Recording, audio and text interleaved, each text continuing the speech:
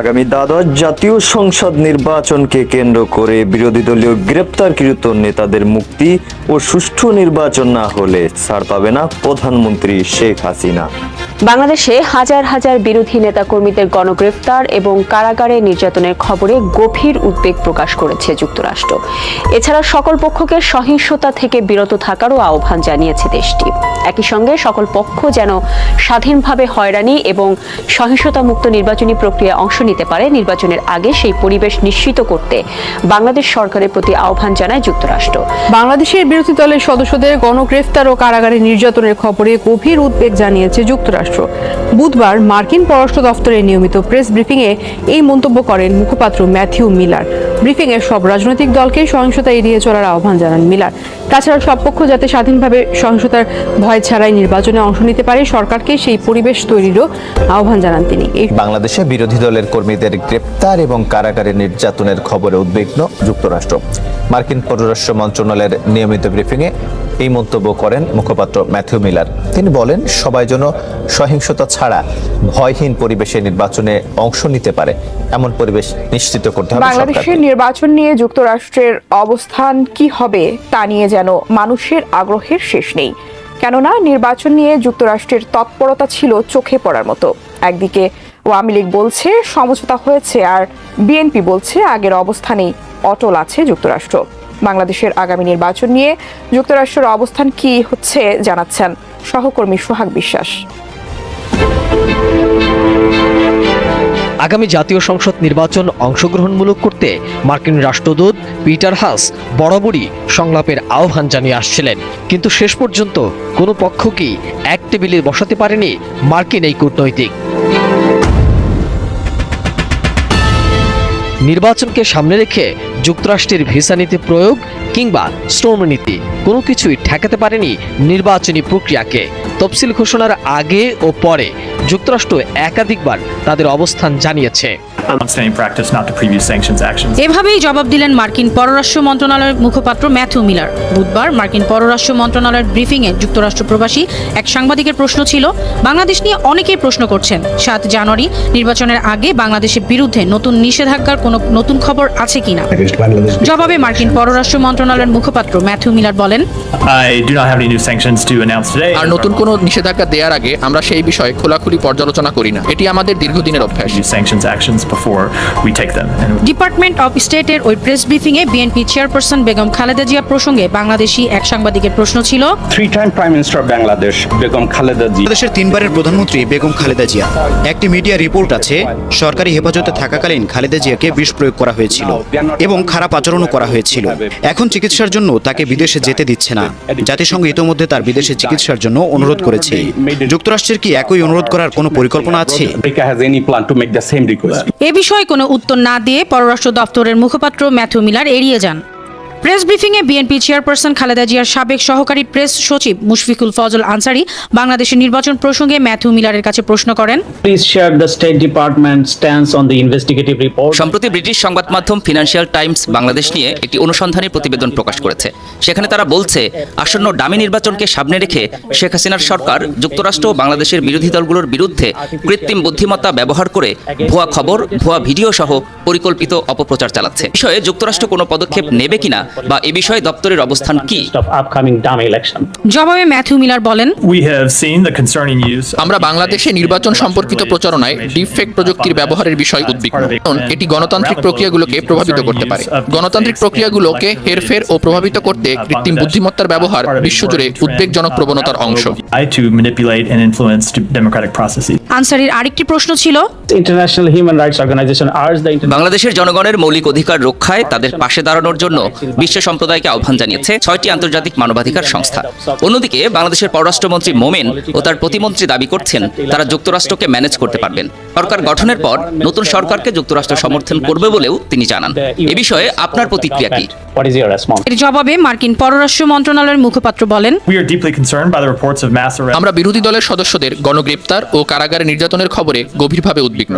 আমরা সকল পক্ষকে সংযম প্রদর্শন এবং সহিংসতা এড়াতে আহ্বান। বাংলাদেশ সরকারকে এমন এমন পরিস্থিতি তৈরি করতে সকল স্টকহোল্ডারদের সাথে কাজ করার আহ্বান জানাই, যাতে সবাই সহিংসতা বা প্রতিশোধের ভয় ছাড়াই প্রাক নির্বাচন এবং নির্বাচনী পরিবেশে অবাধে অংশগ্রহণ করতে পারে। আমাদের বিশ্বাস যে একটি সুস্থ গণতান্ত্রিক পরিবেশে বিভিন্ন ধরনের কণ্ঠস্বর স্বাধীনভাবে কথা বলে, সংলাপ ও আলোচনায় নিয়োজিত থাকে, যা আজকের সমস্যাগুলো নিয়ে মতবিনিময় engaged in dialogue and discussion and an exchange about the issues of the day. বিশেষ করে বিএনপি যখন ক্ষমতায় ছিল তখন আওয়ামী লীগের প্রতিবাদে বিএনপির চেয়ারপারসন বেগম খালেদা জিয়াকে কিন্তু পদত্যাগ করতে বাধ্য হতে হয়েছিল। তাহলে কেন এবার প্রধানমন্ত্রী শেখ হাসিনা পদত্যাগ করতেছে না? তাহলে কি বিরোধী দলীয় নেতাদের মিটিং মিছিল বা আন্দোলন যথার্থ হচ্ছে না? এমন গুরুত্বপূর্ণ বিষয় বক্তব্য রেখেছে রুমিন ফারহানা, অত্যন্ত গুরুত্বপূর্ণ। চলুন তার বক্তব্য একটু শুনে আসি। আওয়ামী লীগ তো 96 সালে আন্দোলন করে বিএনপিকে ফেলতে পেরেছিল, বিএনপি কেন এখন আন্দোলন করে আওয়ামী লীগকে ফেলতে পারছে না? কেউ কেউ প্রশ্ন করেন আওয়ামী লীগ তো 2006 সালে মাত্র কয়েকদিন আন্দোলন করেই একটা তত্ত্বাবধায়ক সরকার নতুন করে নিয়ে আসতে পেরেছিল, যেটা 111 সরকার বলে পরিচিত।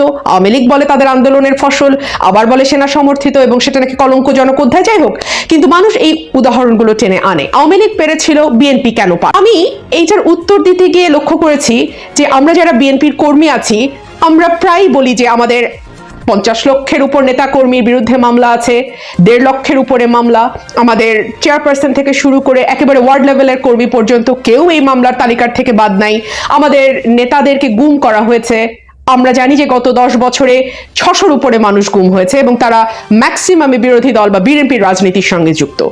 আমরা বিচার বহির্ভূত হত্যার শিকার হয়েছি, আমাদের নেতাদের কর্মীদের ধরে নিয়ে যাওয়া হয়েছে, পুলিশ গুলি করে মেরে ফেলেছে বিনা বিচারে, আমাদের টর্চার করে কাস্টাডিতে ফেলে রাখা হয়েছে দিনের পর দিন, আমাদের আয়না ঘরের মতন জায়গায় নিয়ে আটকে রাখা হয়েছে। আমরা সকলেই এই কথাগুলো কিন্তু আলোচনা করি। আমি 3টা ঘটনার কথা বলবো। এই 3টা ঘটনা খুব স্পষ্টভাবে চোখে আঙুল দিয়ে দেখিয়ে দেয় যে আমরা আসলে কি ধরনের সরকারের অধীনে আছি। একটা ঘটনা একেবারেই 3 রকম, 3টা ঘটনা পরস্পরের সঙ্গে সম্পর্কিত নয়, কিন্তু 3টা ঘটনায় খুব স্পষ্টভাবে ইঙ্গিত করে আমরা কি ধরনের ফ্যাসিস্ট বা কি ধরনের একটা সরকারের অধীনে আসলে আমাদের এই সংগ্রামটা চালাতে হচ্ছে। আমরা আজকে 14ই ডিসেম্বর শহীদ বুদ্ধিজীবী দিবস। এই দিবস উপলক্ষে বিএনপি শহীদদের প্রতি, শহীদ বুদ্ধিজীবীদের প্রতি শ্রদ্ধা জানানোর একটি কর্মসূচি হাতে নিয়েছিল। আজকে রাত 10টা, মানে গতকালকে রাত 10:40 বিএনপির গুলশান অফিসে পুলিশ রেড দেয়। গুলশান থানার ওসি সহ প্লেন ক্লদিং বা সাদা পোশাকে 15 থেকে 16 জন পুলিশ অফিসার বা আইন শৃঙ্খলা রক্ষাকারী বাহিনীর কর্মকর্তা গুলশান অফিসে যান।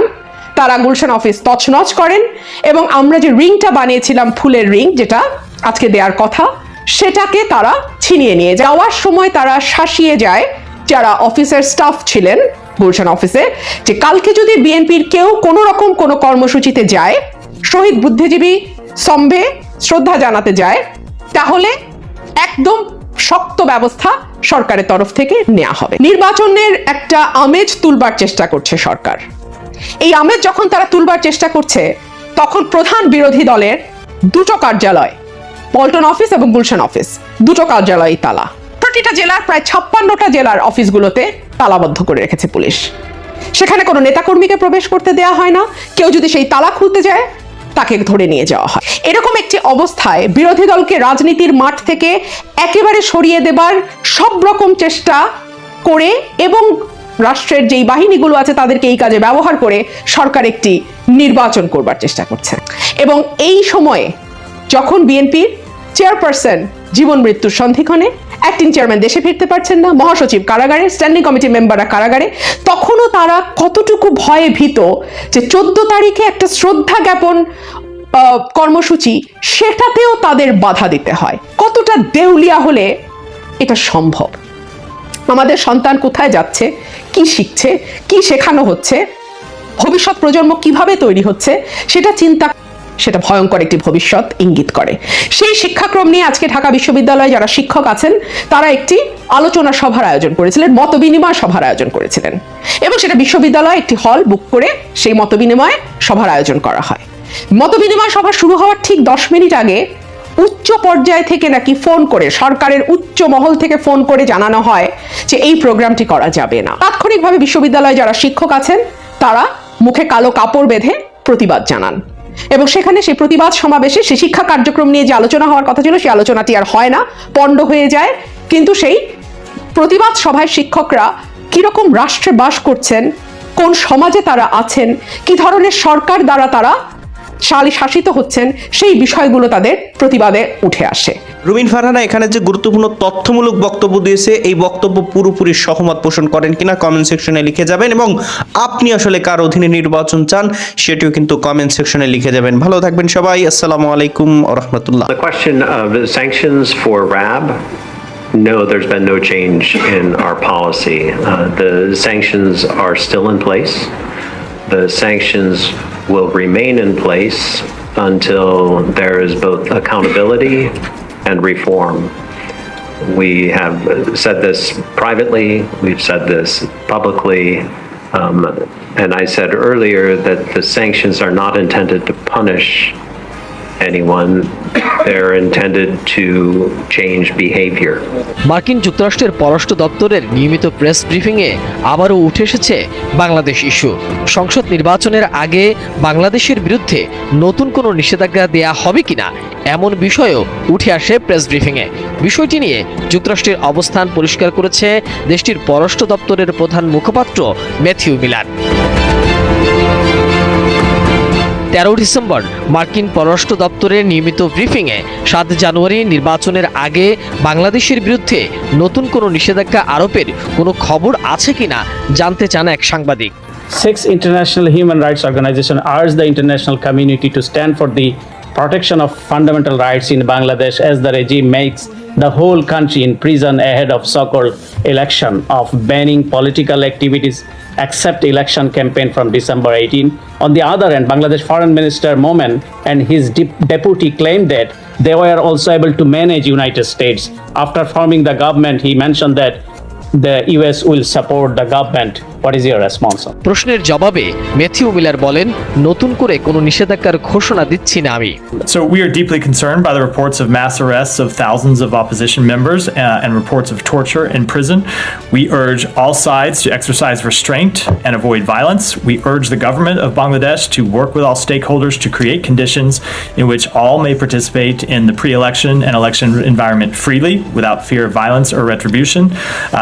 It is our belief that a healthy democracy benefits from a variety of voices speaking freely, engaged in dialogue and discussion, and an exchange about the issues of the day. এর আগে দুর্নীতির সঙ্গে জড়িত থাকার অভিযোগে বিভিন্ন দেশের 30 ব্যক্তির উপর ভিসা নিষেধাজ্ঞা দিয়েছিল যুক্তরাষ্ট্র।